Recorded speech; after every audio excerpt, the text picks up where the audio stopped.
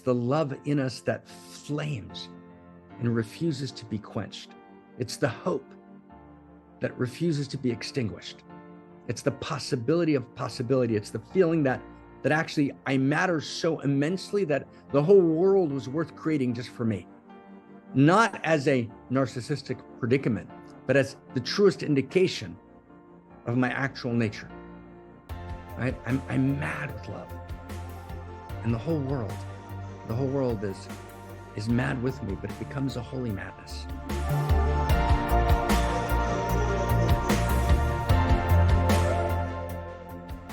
Wow, there's so much we want to touch and do and feel today. We're at this incredible moment, this like incredibly important moment, this incredibly portentous moment. It's a moment that's filled with portent, right? With possibility, with promise, and with peril.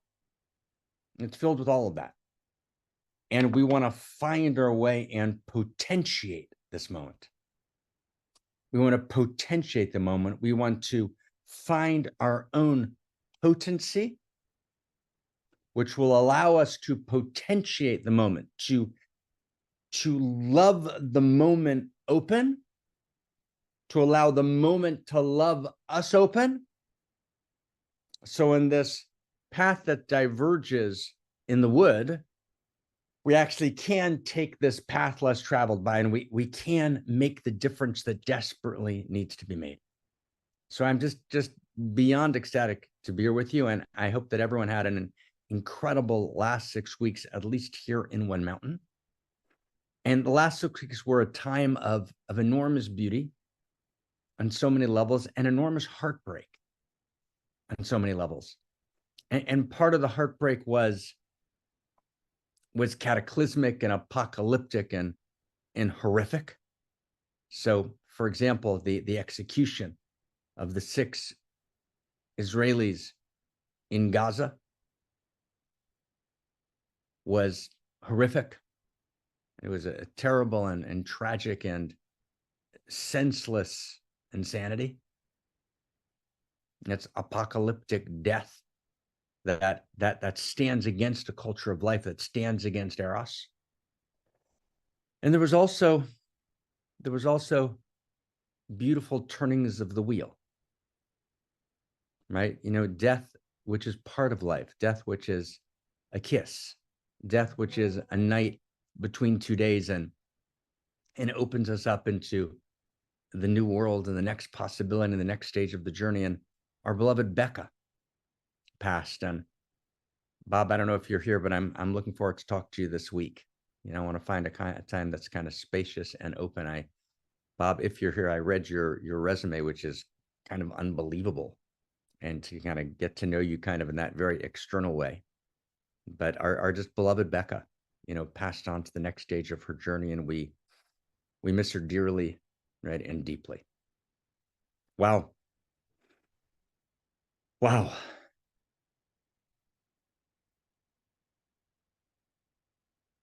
What does it mean to be a mad lover? That's what we want to talk about today. We want to talk about, you know, the experience of mad love. We're going to read a code, and then we're going to take a journey into mad love.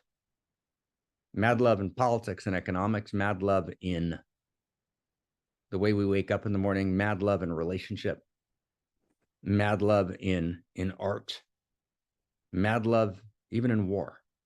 Even in war, there's mad love. What does it mean to love madly? You know, those of you who have been with us in any of our kind of, you know, deep study structures over the years know that it's a term that we use.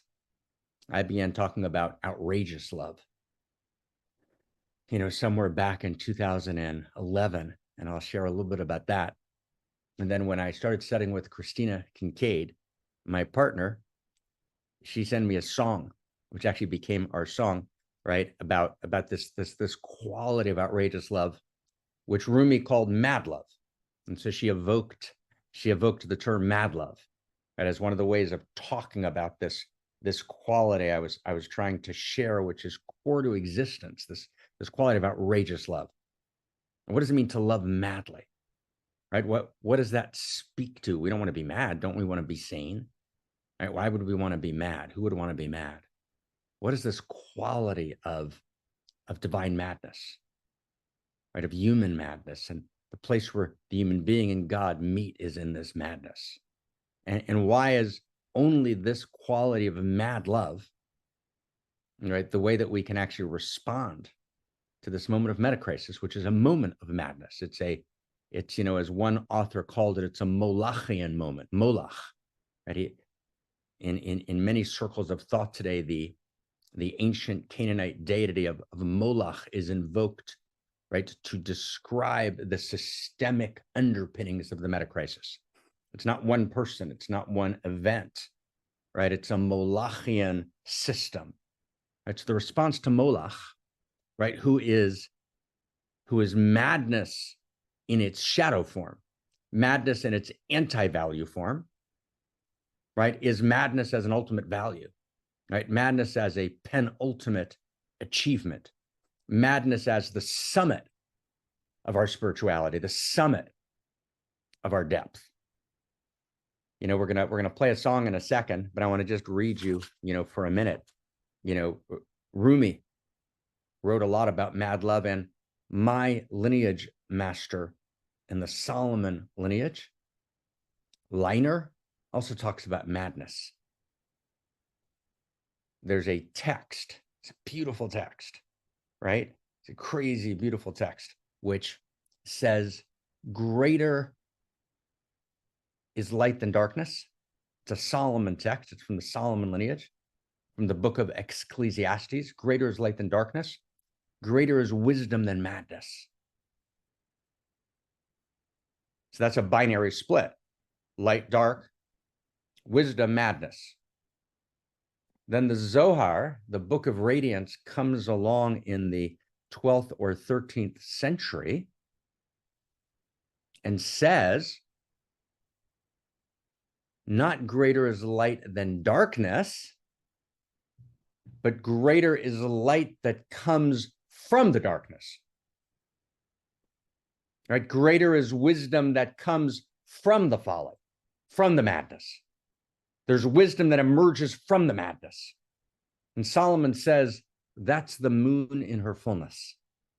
And by the moon, he means Eros, she, the full possibility, right, of a new form of governance and a new form of economics and a new form of relationship between nations and a new forms of religion. All of that Solomon was looking for. That's called the wisdom of Solomon. And it's a hidden cross current of world history. And there's a wisdom of Solomon strata, if you will, right? A quality of that wisdom. You could also call it a tantric quality. But Tantra, not as a particularly Eastern tradition or wisdom of Solomon, not as a particularly Hebrew tradition, but of a way of thinking, a quality of consciousness, a phenomenology, a way of being, right? It's a new way of being that responds and says that it's our current way of being that actually generates the metacrisis. That's the Molochian systemic rivalrous conflict governed by win-lose metrics that generates fragile systems, right, that optimize for efficiency and short-term profit instead of depth and holding and love and resiliency, which actually is the core source of the metacrisis. At its very core, we saw like a very tiny, minuscule dress rehearsal in COVID when the entire world shut down because the world had optimized for efficiency and short-term profit and not resiliency. The response to the madness of metacrisis, to the madness of Moloch, is the madness of mad love, of outrageous love. Right? Can you feel that? And so we're going to talk about what that means. I want to try and, if we can, make that real. So first, let's just read the code. Okay, give us a code. Let's start with the code. We're going to take this step at a time. Okay, are we good? Are we good? Are we good? Let me just check in the chat box and say hello. Are we good? Are we good? Are we ready? Are we ready to go? Are we ready to play a larger game? Are we ready to play a large game? Who's ready? I'm ready. Are you ready? Are we ready to look at each other and be mad lovers? Are we ready to be a band of outrageous lovers, a band of mad lovers? Are we ready to participate as mad lovers in the evolution of love in a way that's so grounded, so responsible, so rigorous, which avoids all ruptures, but is also so rapturous, so filled with celebration, so filled with joy, that every step we take, we tremble with joy, and we tremble with potency, and we tremble with possibility, and we tremble with potentiation, and we tremble with poignancy. That's the quality of mad love. So give us the code. Here we go. Oh, yes, I am ready to be a mad lover. And here is the code in the chat box. This week's evolutionary love code. The single best recapitulation of the interior sciences and the contemporary exterior sciences is reality is constituted by mad love. Mad love is the true real, and the true real is mad love. Mad love is outrageous love. And I'll read it just one more time. The single best recapitulation of the interior sciences and the contemporary exterior sciences is reality is constituted by mad love. Mad love is the true real, and the true real is mad love. Mad love is outrageous love. And I'll hand it back to you, Dr. Marc. Thank you. Oh my God. Oh my God. Oh my God. Thank you. Lady Jacqueline, thank you. Thank you, thank you, thank you, thank you. Oh my God. So Rumi writes, your life has been a mad gamble. Make it more so. You have lost now 100 times running. Roll the dice 101. Can everyone feel that?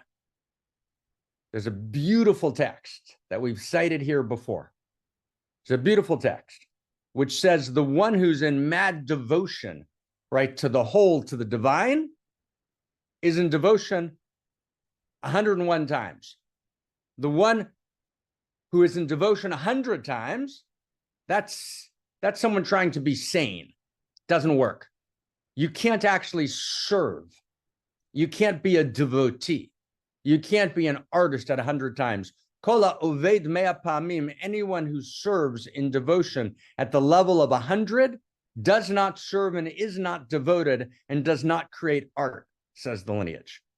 Only one who does 101, because the move between 100 and 101 is not one extra. It's madness. It's the place of madness. Your life has been a mad gamble, says Rumi. Make it more so. You have lost now 100 times running. Roll the dice, right? 101. Okay, like, wow. Right? I am so mad with love, says this mad Sufi love prophet. I'm so mad with love that madmen say to me, be still. I'm so mad with love that madmen say to me, be still. Now, you have to understand that the reason I'm sharing Rumi is not because he's a good poet, although he was a good poet, right? But Rumi was not. Rumi was a profound realizer of the interior sciences. He headed actually one of the most important formal schools of Sufism. It is precisely Sufism that is under attack today by Islamic fundamentalism world over, both a Shiite attack on Sufism within Iran, trying to undo the deep ground of Sufism in Iran, a profound Shiite attack, but even within Sunni Islam, right, of which Sufism is a part, there's a deep attack on Sufism. Sufism is hated by Hamas, hated by ISIS, right, hated by Hezbollah. Right? Sufism is actually, its spirit is alive and well in the world. And Rumi's not one person. Rumi was part of a school that spun several hundred years, Hafiz was also in that group of thousands of Sufi realizers, right, that spoke, that breathed, and felt this mad love. Run from what's comfortable, writes Rumi. Forget safety. And now, when we say forget safety, we don't mean be unsafe in some absurd way. But what we've done today is we have actually created an idolatry of comfort. So we never get to mad love, because you actually have to reach an optimum point of discomfort to experience mad love. Right? Mad love is maddening. Right? It's maddening. It's not comfortable. Right? The opposite of pain, people say, is pleasure, and we say always no. The opposite of pain is comfort. Comfort's comfortably numb. Pink Floyd. There's no place for mad love. Right? And what we do is we have this idolatry of, can you live? Can you get as safe as you can possibly be completely safe, no risk of any kind, to live as long as you can live, as comfortably as you can live. So safety, longevity, and comfort are the new Holy Trinity. But of course, in the end, you die, right? Because life is unsafe because no one gets out of life alive. It's not the end of the story. Life as we know it here is but one dimension of reality. That's true. But it ends. And when I'm not willing to actually recognize death as my close friend, then I become corrupt as in Oscar Wilde's picture of Dorian Gray. And that's what Rumi's writing. He's saying this idolatry of safety. Yeah, of course, be safe. Of course, there were ways that we weren't safe before, right? In previous generations, we need to create safety on multiple levels. And of course, that's sacred and good. And within that concept of safety, of protecting your family, of course you should, and the stable structures of your life and all the ways they should be protected, of course, that's a given. But then run from what's comfortable, says Rumi. Forget safety. Live where you fear to live. Destroy your reputation. Be notorious. I've tried prudent planning long enough. From now on, I will be mad. I have tried prudent planning long enough. From now on, I will be mad. And finally, last piece, Rumi again. The intellectual is always showing off. The lover is always getting lost. The intellectual runs away afraid of drowning. But of course, the whole business of love is to drown in the sea. Intellectuals plan their repose, their serenity. Lovers are ashamed to rest. The lover is always alone, even surrounded by people. Like water and oil, she remains apart.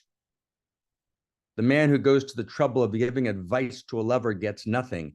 He's mocked by passion. Right? So what Rumi is pointing to, is this sense of living life out loud and in love madly. Right? Can you feel that? Like, let's be madly in love. And what I want to try and do in the short time we have today is just to kind of feel it with you. What are the characteristics? What are the qualities of mad love? But first, right, couples often have a song. So, okay, can I have a song? This is our song. It's a mad love song. So it's like truly, madly, right? Oh my God, truly madly. Let's take a look. Truly, madly, right? Let's kind of feel into this. And then we're going to do something with the song. We're going to turn it on its head in the most mad possible way. So just as we think we got it, truly, madly, deeply, 1997, Savage Garden song, just as we think we've got it, we're going to go mad and turn it on its head. Okay, so we ready? We're ready to go in? Truly, madly, deeply. Oh my God. So ready? Let's go mad for a second. It's a gorgeous song. And it's a gorgeous song that we love. And in all of its stunning beauty, the song itself is making a mistake. And what's the mistake of the song? It's true. It's true. Right? It's about the two of them. It's gorgeous. It's beautiful. It's stunning. And, right, and our love lists are too short. And that's the first quality of mad love. Our love lists are too short. What the song does is it personifies the contemporary movement culture. Now, that song should live between beloveds. That's beautiful. We include that stunning, unimaginable beauty. Mad love. Like mad love, not ordinary love, mad love. But mad love is not mere human sentiment. As gorgeous as human sentiment is, it participates in the field of Eros value. It participates in the field of existence. Mad love is not something that emerges at a particular poetic moment in human culture, whether that's in the Epic of Gilgamesh, in the wild love scene there at the very beginning, or whether that is in the Arthurian tales of the medieval period, or whether that is Jacob madly in love with Rachel, right, in the canonical text, or whether that's Magdalene, right, and Jesus, or whether it's doesn't. No. And mad love doesn't appear as industrialization sweeps through Europe and individuation appears and social mobility becomes a possibility. So being in love becomes a new commodity. No. Mad love is not mere human sentiment. Mad love is the heart of existence itself. And that song, and stay with me, stay close, friends, stay close, like inside of the inside here, right? Let's stay close. We're so good together. What that song is describing is not that couple, but reality itself. And that reality itself is about the quality of allurement of mad love that demarcates and animates Cosmos all the way up and all the way down.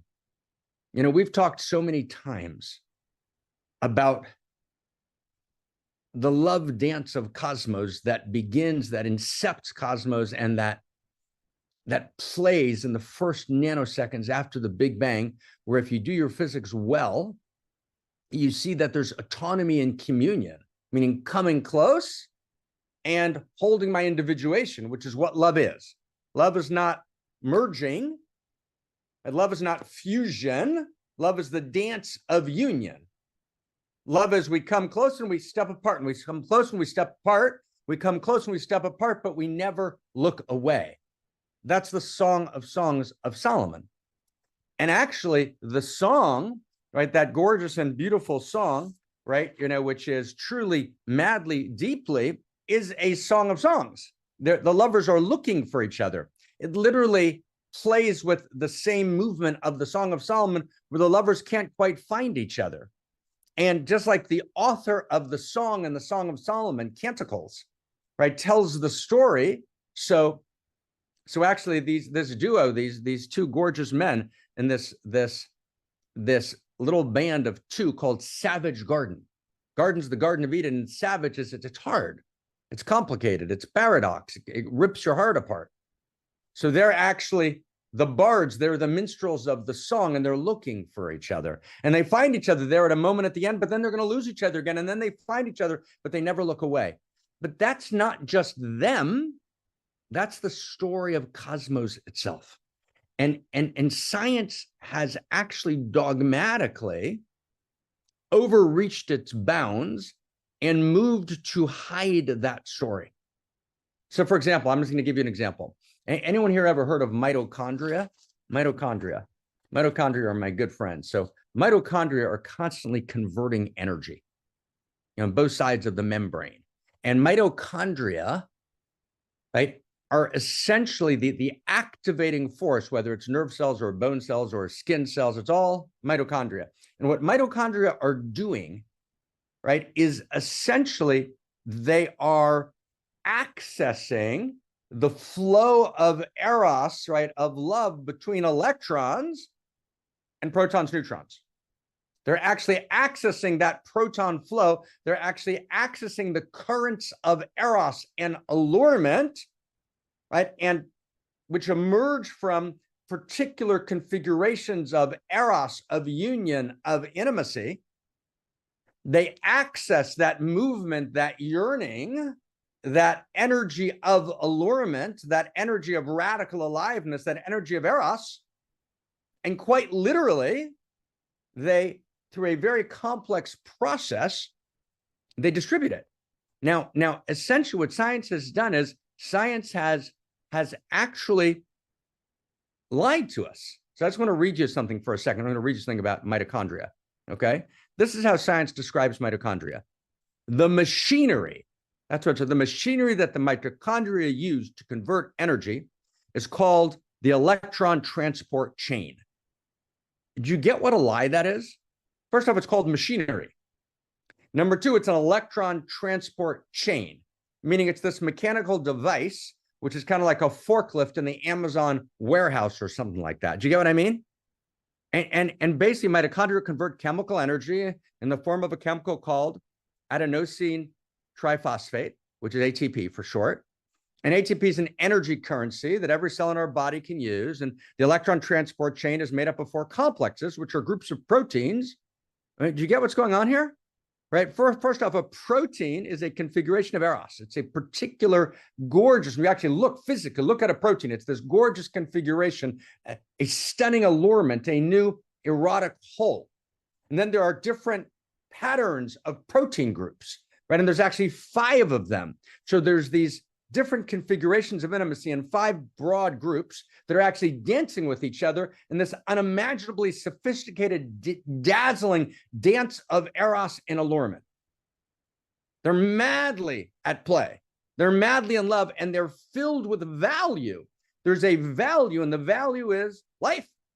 And the value is depth, right? And the value is feeling, and the value is, ultimately cognition, and the value is uniqueness, and the value is transformation, meaning the movement of mitochondria, right, is to support, right, all of the first principles and first values that we've actually outlined in cosmoerotic humanism. Right, in the book, First Principles and First Values, we talk about the value structures of cosmos. Those are eros value structures, and mitochondria access the flow of eros that takes place in the electron chain, and then actually draw that eros, absorb that eros, and distribute it through a very complex dance of eros, which has nothing to do with machinery. This is not machinery, this is music.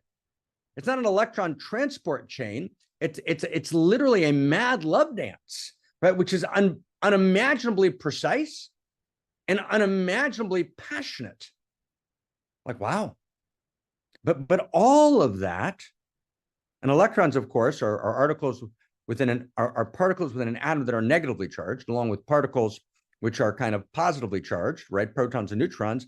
And all of the universe is constituted, right, by that play of eros, which is then that play of eros that happens in the world of matter. And then that which happens in the world of matter, which is driven by value. Matter is driven by what matters.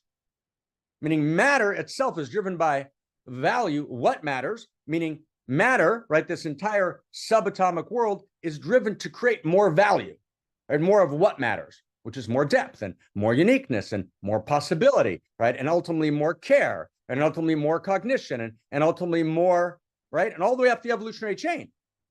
So while there's obviously discontinuity, meaning there's not a lot of therapeutic issues in the electron community, right? So that's absolutely true. So there's new emergences of love and eros all the way up the evolutionary chain. That's absolutely true.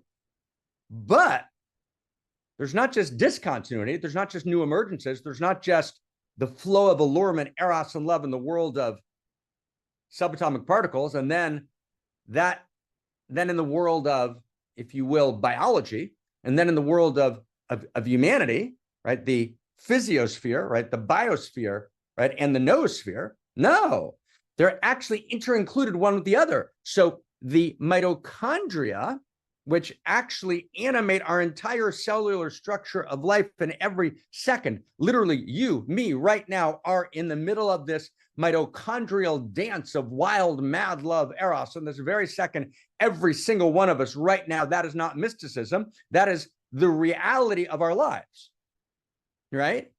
And that stay close with me. It's kind of crazy beautiful, right? That mitochondrial structure is participating in the subatomic structure. So in other words, the flow of Eros love that lives in the world of matter is accessed. That intimacy is accessed and then intensified, right, in its participation in the mitochondrial unfolding. And if you actually read carefully, if you understand carefully the jump from matter to life, the jump from matter to life is about an intensification of intimacies. And Kaufman Stewart, in a couple of, little red passages, kind of got this. I thought I had made it up just in my own meditative dreaming. Then I saw a bunch of very, very important scientific footnotes, right? Both in Levin, right, and in Kaufman, which validated this reading. But when we intensify and act, right, the intimacies, the Eros, the allurement in the world of matter, we then move to the world of life. And then, of course, when we move from the world of life to the human world, we human beings are constituted by all of the subatomic world and its flows of Eros, of mad love, and all of the biological world. And for example, just one small dimension of the biological world, but a crucial one, the mitochondrial dance of Eros, right, in every one of our cells. Right? That's what we are. That's literally our very identity. And then that intensifies, those intimacies deepen, right? There's an evolution of love. We participate in the evolution of love, and then that emerges in us. And we actually can become, if we actually grow up, if we actually wake up and we begin to show up in our lives, we actually become mad love, awake, alive in person. Like, wow. All right. So the weakness of the song is gorgeous. The weakness of the song is that it suggests that quality of searching, that quality of yearning, that quality of longing exists only between that couple, right? They're in Paris. And by the way, they made 2 clips of that. There's an Australian version that they made in a white room. And there's the second clip, right, which was made in the streets of Paris. If you know Paris, it's a Paris clip, right? But they are actually mad love, come awake and come alive. And their mad love itself can't survive if they're only looking deeply in each other's eyes. Because mad love is the quality of cosmos itself. Right? Mad love is the heart of existence. So if I try and hijack mad love, and I make that a quality that's only mine, it's only between the two of us. But actually, I don't madly love the cab driver. And I don't madly love, right, the people across the world or down the street who have nothing to eat. And I don't madly love the gardener. And I don't madly love the clerk, right, at the bank, right, who's harried and busy and tired. Right? I'm a mad lover. And to be a mad lover means, that's the first quality, number one. The first characteristic of a mad lover is I actually have an experience of my mad love being part of the whole. My mad love is not separate from the whole. Does that make sense? Right? The beginning of mad love is that I have a direct and clear experience that my mad love, my experience of mad love, right, is an experience which is the quality of all of reality, mitochondria, all the way up and all the way down, subatomic particles, electrons, protons and neutrons, all the way up and all the way down. I'm participating in this field of mad love. The field of mad love is awake and alive in me. So therefore, even when I'm having a bad day, and even when I'm feeling depressed and sad and devastated and hurt and harmed or irritated, and right, it's okay. I'll work that. And I'll stay safe. I'll do the best I can to take care of myself. That's not who I am. Who I am is mad love come awake. Who I am is mad love in person, right? Homo amor, right? The word that we've used and deployed in cosmorotic humanism to describe the new human and the new humanity. Homo amor is a mad lover. Mad love. Mad love. And mad love means, so the first characteristic of mad love is I'm in relationship to the whole. I don't exile mad love, right, to a white picket fence particular relationship that looks a particular way and that is socially acceptable in a particular way and is conventionally appropriate in a particular way, right? We love who we love, and we want to love wide, and we want to love deep, and we want to love big. We want to be radically committed to our closest relationships, like gorgeously. And so we love that couple. Okay, can I love that song and love each other? And so we have our kind of exclusive mad love. And then we open up. And I can actually say to my friend Terry, oh my God, I love you madly. I love you madly, Terry. Like, oh my God, right? Right, I love Terry madly.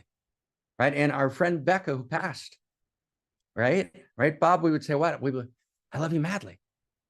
And I love you madly didn't mean romantic love, right? Becca's romantic love was all for Bob, no place else, right? It meant something else. It meant this quality of aliveness, this quality of depth, this quality of care, this quality of commitment, this quality of, right? And I'll hold the description here, but you get it.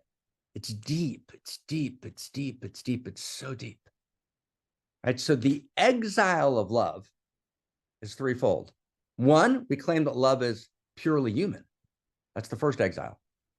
Two is, it's only between particular groups of humans, right? It's particular configurations of humans, right? So let's say heterosexual married couples, right? That's where mad love lives, right? But then since it doesn't work there, right, all too often, we say, oh, it works between heterosexual married couples at the very beginning of a relationship when they meet and fall in love.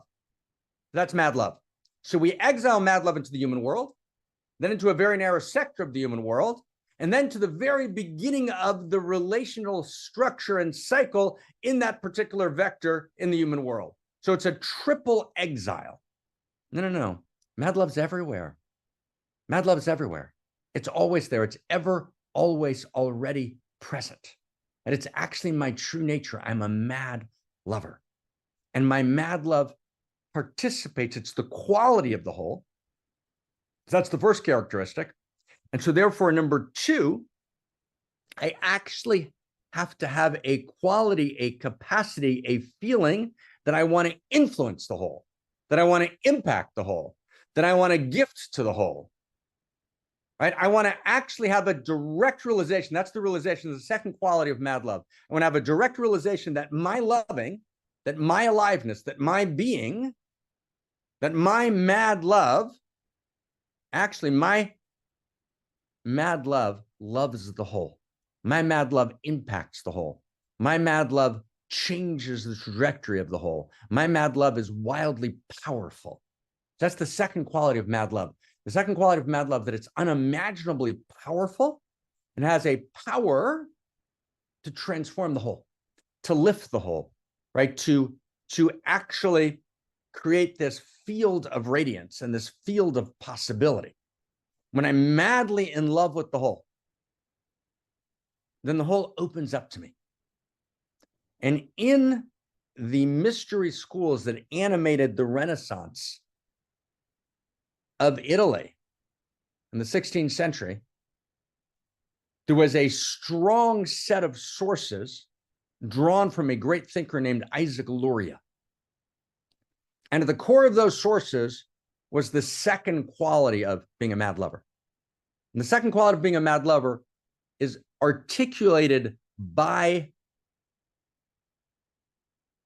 Luria as the invocation that one makes in every movement of one's life, often dozens of times during the day, right? I say, l'shem yichud, for the sake, I do this action for the sake of intimate communion. I do this action, right? Whether that's to say hello to my cab driver, whether it's to edit an episode, whether it's to turn to my child and put them to bed in the most beautiful way, whether it's to help my sister, right, get to a critical meeting or through a pregnancy class, right? Whether it's to help my sister kind of find her way in transforming her life, whether it's my brother, whether it's my friend, whether it's my dear dear, dear, dear, dear beloved, whether it's some new person I just met, right, who okay, I need to help this person. I need to stand forth and be there, whether it's the way I distribute my funds, whether it's my willingness to actually take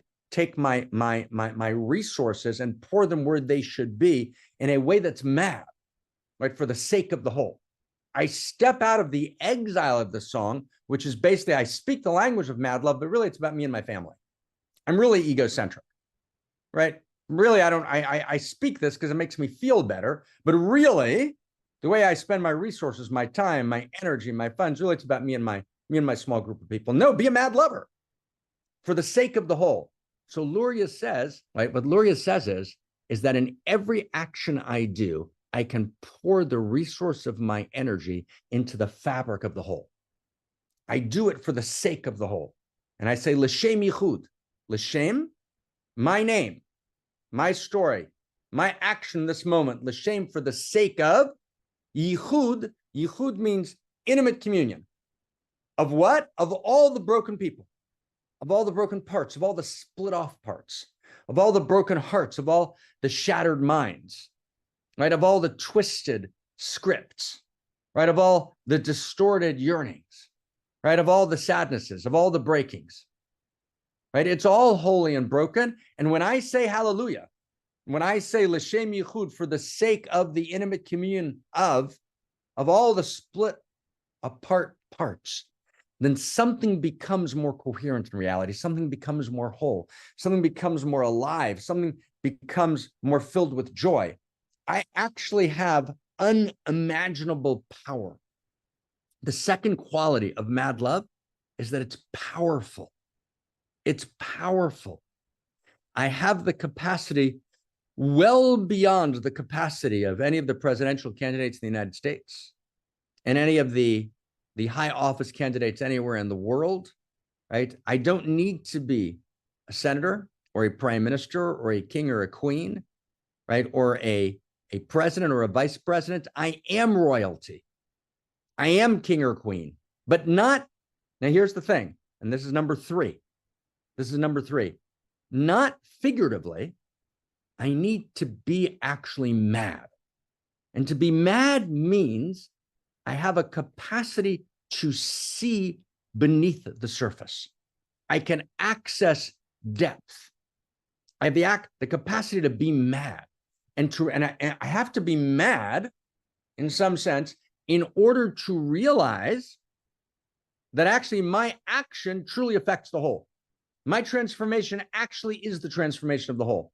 The small action that I do as I paint actually is transforming the whole. The small action I do as I create a blog post in order to open up space. The small action that I do as I collect clips and I edit them. The small action that I do as I buy a couch, right? So me and my wife have or me and my partner, or me and my guests who I entertain at my house have a nicer place to sit so we can actually find each other's eyes. And I do that for the sake of the whole, then something actually changes in the whole.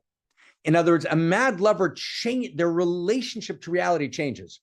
I become omnipathos. I have omnipathos. I'm omniconsiderate. I'm omni-feeling with the whole. And when I'm omni-feeling with the whole, right, that experience, right, that is right, to know that that's true is madness. But it's divine madness, right? In other words, if I'm very kind of normal, I'm a reductive materialist rationalist, right? What I do affects the whole in my room someplace. That's insane. Yes, that's insane. That's the point, right? Mad love means to be out of your mind, but out of your mind means out of your materialist mind, right? And I want to go, that's this third quality. This third quality of mad love is the madness part. That's the third quality. So I want to stay with me in the madness part, okay? Let's at least at this third quality. I want to get to at least 3 and 4. That's it. But here's the third quality. We together? Are we okay, everybody? We okay? All right, let's get this madness. Let's get this madness. It's madness. So madness is something like this, okay? Let's try and kind of track this and understand this together. So level 1, you have classical sanity and insanity, right? And that's good. We should be sane, right? And there's developmental psychology, there's stages of development, right? There's knowing that this is my arm and it's not your arm, that there's appropriate boundaries between people. So we want to be, what do we want to be? We want to be sane, right? And if we feel like we actually have kind of some condition, right? Some manic depression, or, I'm kind of working with my bipolar 1 and my bipolar 2, which is kind of half of the world is working with some sort of condition, right? So I might want to kind of work with that condition. I need to be sane. And to be sane means stay with me, sanity means right proportion. I don't make myself bigger or smaller than I am. I take responsibility. I show up, right? I'm actually engaged, right, in a responsible way, and my word is good. I'm reliable. I'm steady, right? I don't get hijacked, right? And those are shadows, right? There's a way that mad love can have shadows, right? Shadows, right? Shadows, and I lose proportion. Murders, crimes of passion are when actually mad love gets dissociated from ordinary groundedness, from ordinary sanity. I need to be sane, not mad. Of course, I should be sane. And insanity, right, is not an excuse. I'm responsible for being sane, right? And pleas of insanity are overplayed these days, right? I've got to take responsibility, right, for my sanity. That's beautiful. That's beautiful. That's level 1. But then there's level 2. And at level 2, we realize that we've been confusing appropriate sanity for resignation, for the status quo, often for corruption, right? What we're calling sane was actually corrupt. There was a fabulous movie, I think it was in the mid-60s, called King of Hearts, where everyone in the movie was involved in, implied slaughters and wars. And there was one person, the King of Hearts, he was insane. It was clear that he was insane. And it's all about he's insane.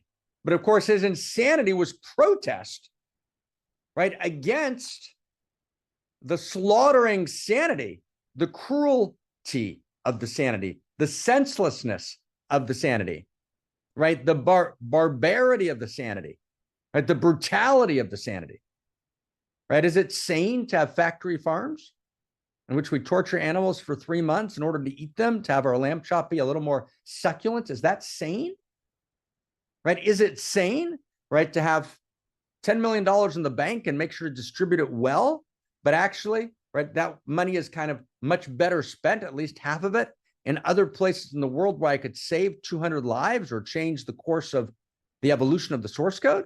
Is that sane, right? Is it sane, right, to spend my entire life trying to be safe, right, and comfortable and live as long as I can when in the end I'm going to die?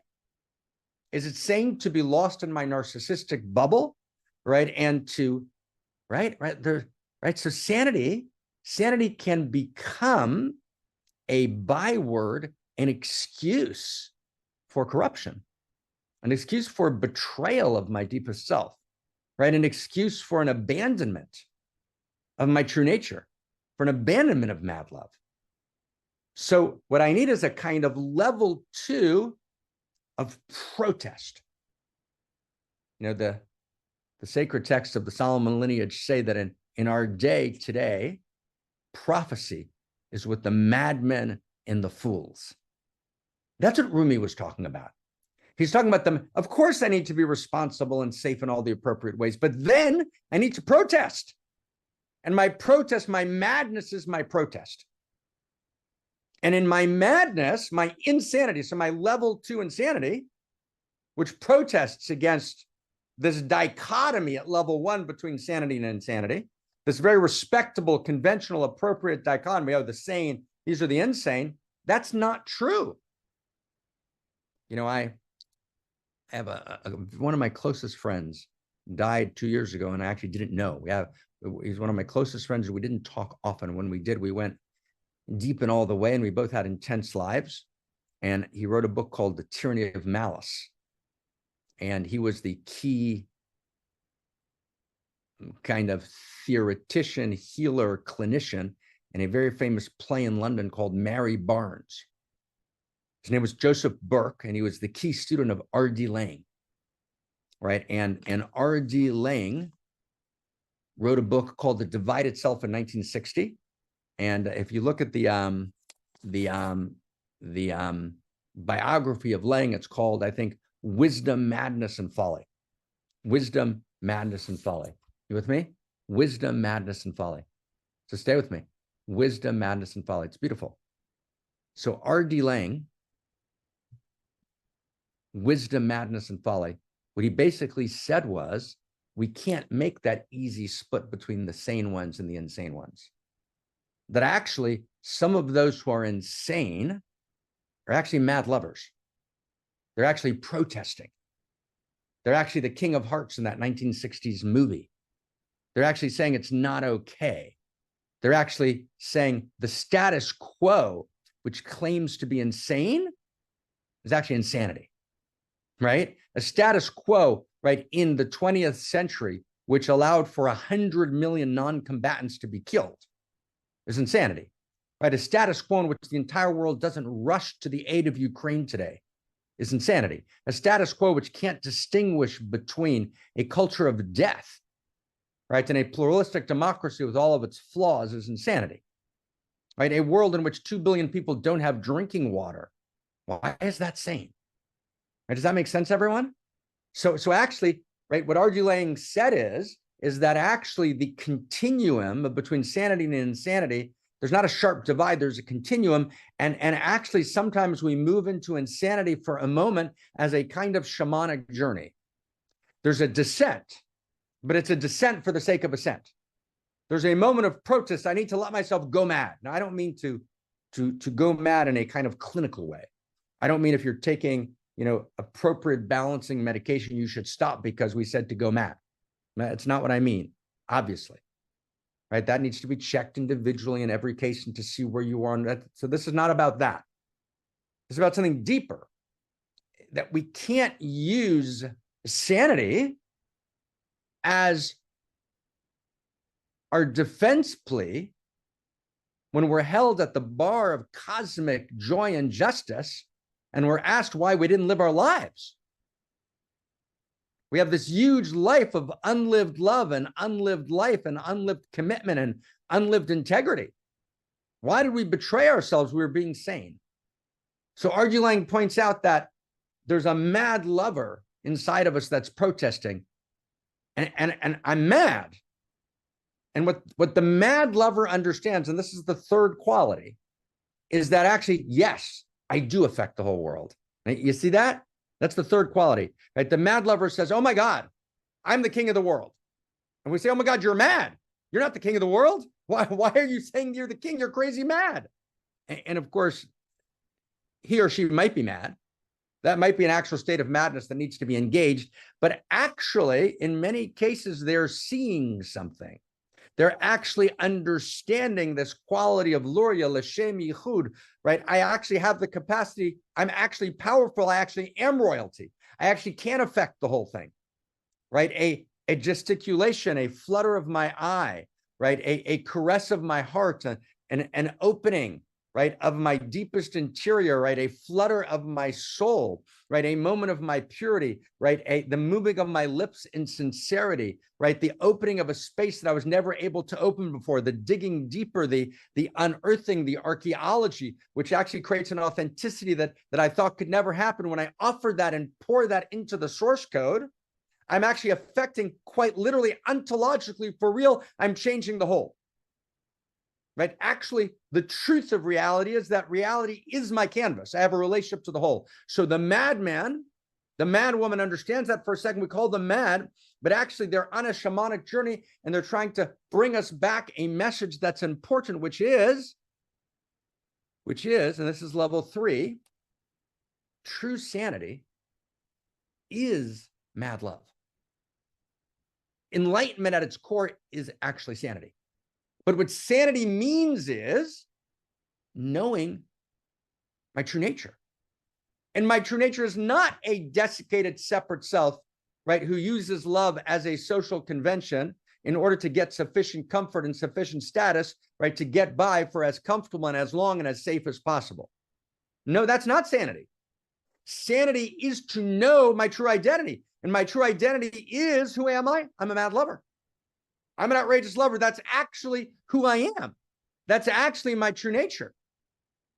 And actually, enlightenment means that I'm intimate with everything, but I'm not just intimate, right? Enlightenment is intimacy with all things, wrote Master Dogen, but I'm not just intimate, I'm uniquely intimate.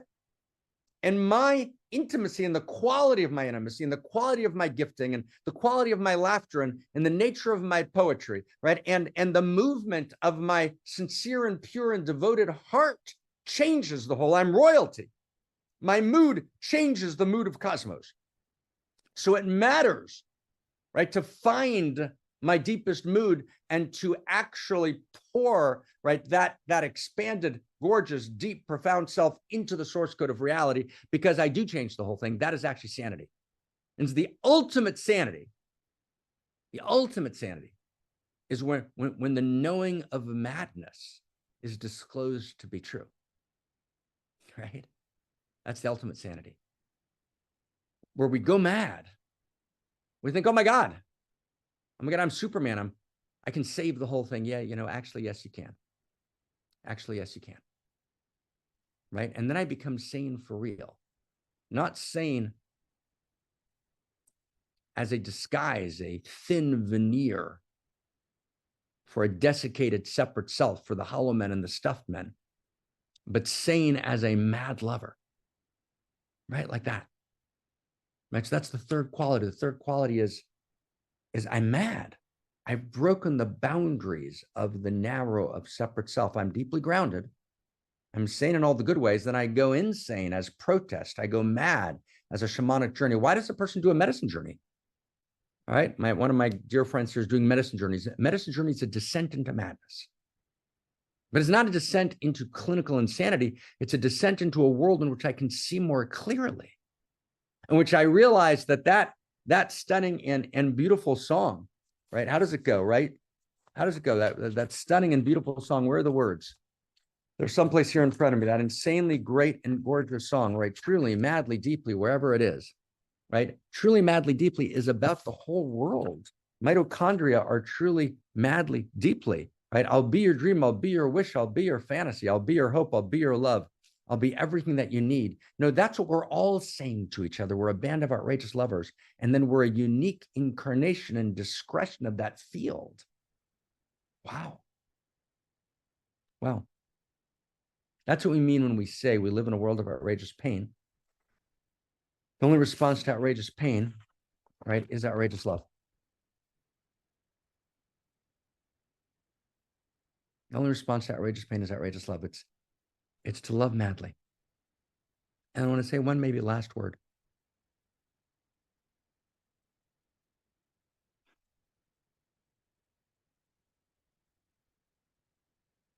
The opposite of loving madly is betrayal. Judas loves Jesus madly, and then he can't hold the mad love. And the mad love becomes sane and ordinary. And the only sane thing to do is to be with Rome. He betrays Jesus. Betrayal is the violation of mad love. And there's 1,000 ways we get to be committed to each other. There's 1,000 ways we get to be madly devoted to each other. We forgive the betrayals that have happened, but let's commit, right? Let's commit not to this kind of cynical notion that betrayal is just part and parcel of human life. Let's actually reach for a world beyond betrayal, right? Let's reach for a world in which we're madly loyal to each other. There's a loyalty in mad love.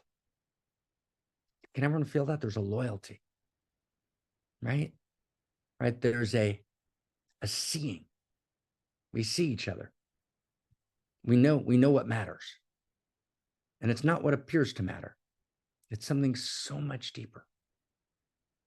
Maybe the last text we'll close with this, and I'll turn to Krista.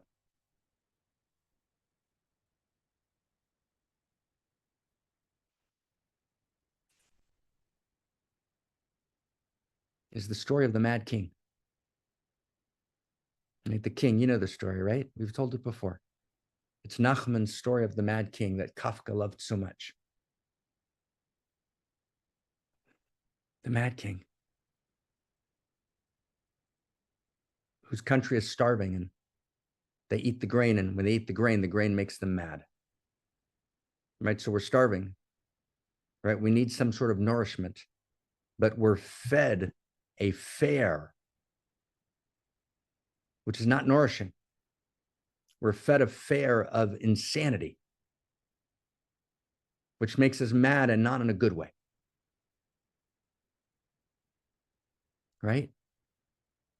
So they eat the grain and they go mad, but not in a holy madness, but a kind of a madness at level 1 where they can't find, they don't remember who they are. There's a madness which causes us to remember our true nature. That's holy madness. And then there's a fallen madness, which causes us to forget our true nature, but not only to forget our true nature, but to forget that we've forgotten. There's a madness which invokes a memory of who we really are, and there's a madness that causes us to forget. And so the grain that they ate in this story of Nachman of Breslov, this grain made them mad in the bad way. It was a fallen madness, and the people were starving, and so they became consumers, and they consumed the grain until they were all mad, and just the king and his advisor were left. And the king says to his advisor, "What do I do? All of my people are mad, and I love them madly, and I want to be with them, but they're mad. How can I be mad?" And the advisor says, "Well, you can't be their king if you're sane and they're mad. So you've got to eat the grain, but you can't be a mad king unless it's holy madness." "Well, how am I going to find my way to holy madness?" says the king to his advisor. The advisor says to the king, "You know what? I'm going to eat the grain with you. But before we eat the grain, let's make a mark on each other's forehead. And after we eat the grain, we're going to be mad. But then we look at each other, we're going to see the mark on our forehead, and we're going to remember. It's going to become holy madness. We're going to remember who we really are." Right? Beloveds, right? We have marks on our forehead. Right? It's the spark in us which is unbetrayed and unbowed. Right? It's the love in us that flames and refuses to be quenched. It's the hope that refuses to be extinguished. It's the possibility of possibility. It's the feeling that actually I matter so immensely that the whole world was worth creating just for me. Not as a narcissistic predicament, but as the truest indication of my actual nature. Right? I'm mad with love. And the whole world is mad with me, but it becomes a holy madness. You know, I want to drink with you a l'chaim. I want to raise a glass and drink a cheers, a l'chaim, salute. Let's drink. But let's become holy mad drunkards, what Hafiz calls the rogues and the drunkards and the madmen, right? We don't want our place among just the civilized. We want to be so civilized, and yet we want to be rogues and madmen and holy thieves and holy beggars. We're committed to outrageous love.